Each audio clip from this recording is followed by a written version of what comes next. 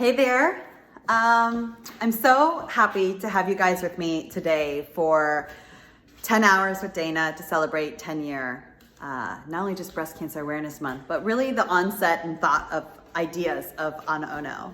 And I'm excited to have you here on my journey of a day with Dana as we transition from our last and latest and greatest AnaOno into the world of which we live today and where we want to go. And I'm just so thrilled that you're going to be here with me all day today as we go through some of really amazing friends, colleagues, activists, advocates, to just share with you how we've gotten as far as we've gotten, what my life has felt like and been like for the last 10 years. And of course, also exciting things about AnaOno, where we've been, where we're heading, and all of that good stuff. So thank you for being here with me. I'm gonna go grab my cup of coffee and we're gonna just have a little chat together. All right, just give me 1 second.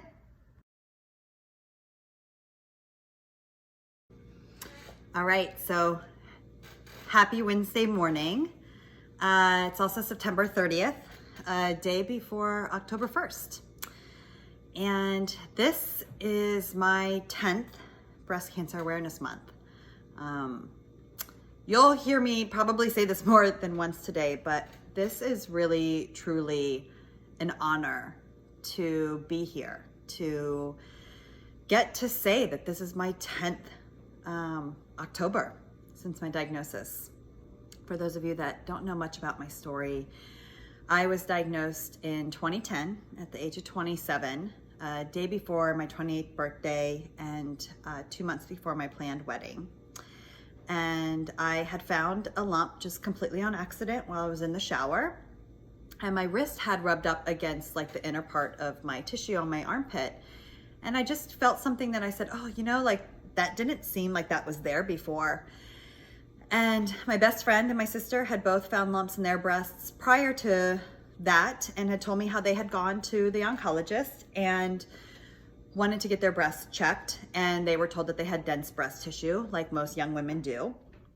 And I am very fortunate that my nurse practitioner at the time, that was kind of new to practice, I actually had an appointment with my doctor. And because if you guys know much about me, I'm like a total self-proclaimed workaholic. So I work all the time. I got called away out of business meetings. So of course I canceled my appointment. I reschedule it.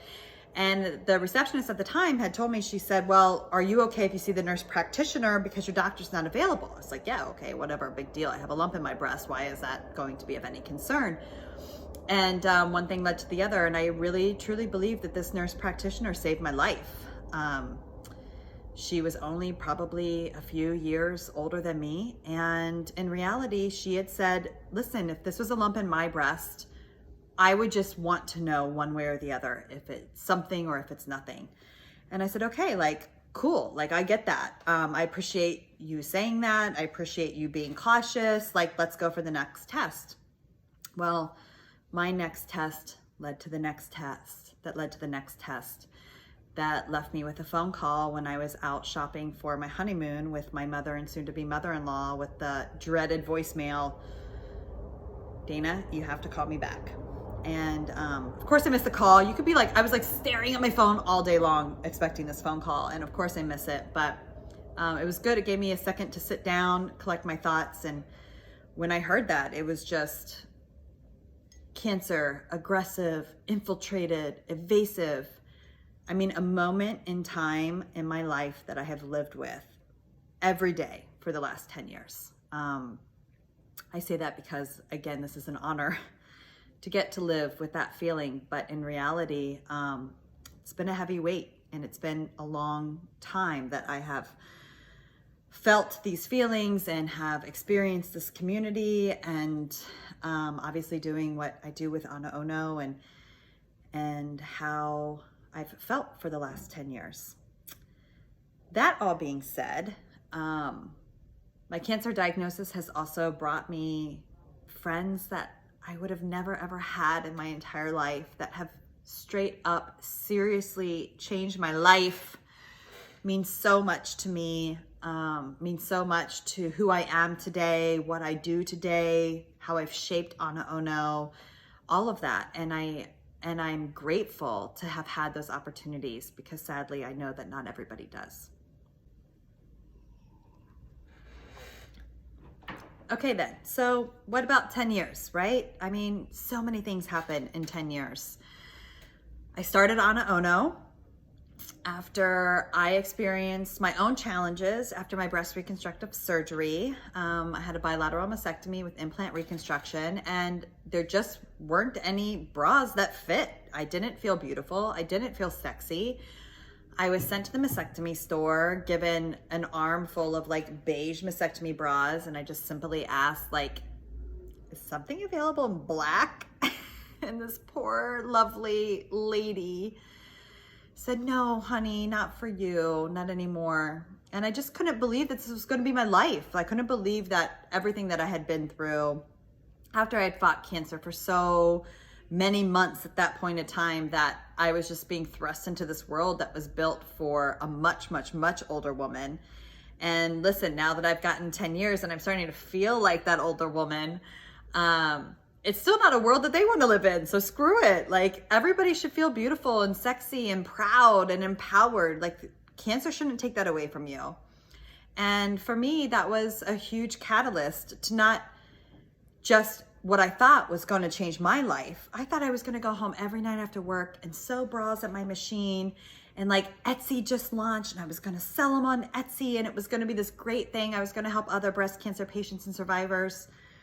To then realizing that there's a lot of us and we should all feel good in our own bodies, and we should all feel beautiful in our skin, whether we have breasts or don't have breasts. I mean, I just look at the changes in surgery that have happened simply since 2010 to 2020. I mean, we have come so far in the options and choices that we have after we're diagnosed.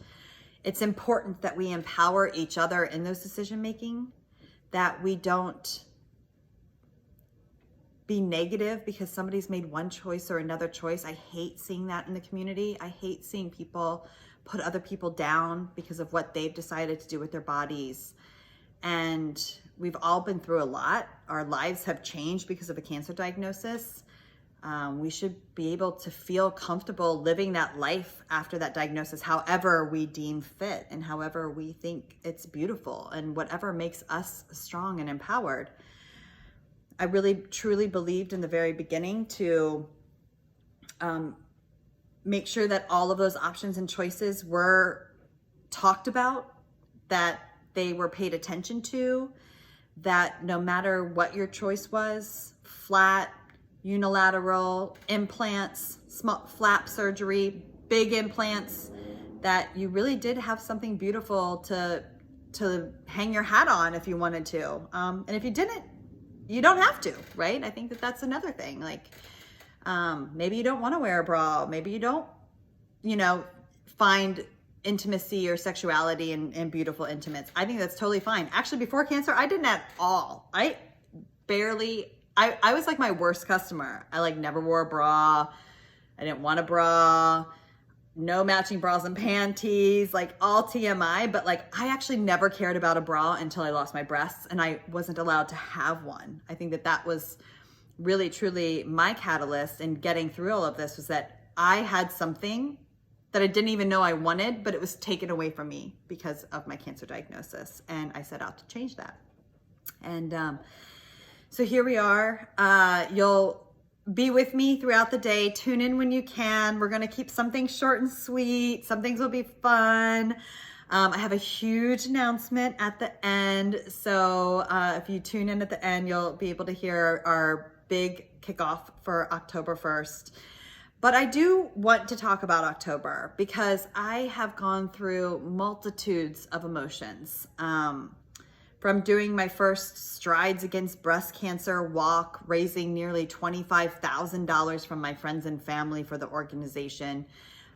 Because of course at that time I am bald, I am in chemo, I could barely finish the walk myself. That was probably the most energy I had exerted since I had started my chemotherapy, to feeling really proud in that moment. Like, wow, like this is what it feels like. This is like, I've actually accomplished something.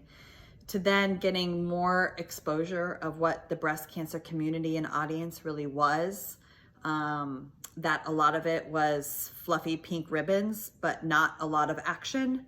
That there was a huge drive for awareness, but being the cancer patient myself, I felt like we were aware enough and I wanted to eradicate and see change, to being very pissed off and angry that there was even a month that would draw attention to this horrific disease that I was living with, that I was still in active treatment for, that I was barely able to get myself out of bed in the morning, that I was being put on anti-anxiety drugs to curb the side effects of the medication that they were giving me to make sure that my estrogen didn't feed my cancer. I mean, so much of this you don't know when you're diagnosed with breast cancer. You don't understand that it isn't just a snippet of time, that it is a long, trying road. And to being angry and being upset and not really finding a moment to celebrate any of this. And I'll be completely honest, to do this on September 30th to kick off my 10th Breast Cancer Awareness Month as a form of celebration, of what I have been through, but also what AnaOno, my business, and what I've been able to build over the time, and how I've been able to support people around the world. Like, it feels weird celebrating. And I'm gonna just be honest in that moment, because to me, cancer is never something to celebrate. It never has been, it never will be. But it's important that we do the work. And that's why throughout the day, there will be celebratorial moments, because I do want to take note of where I've been, where AnaOno has been in the last 10 years. I think that this is all important stuff, but I want to say that in the sense of, I don't celebrate October.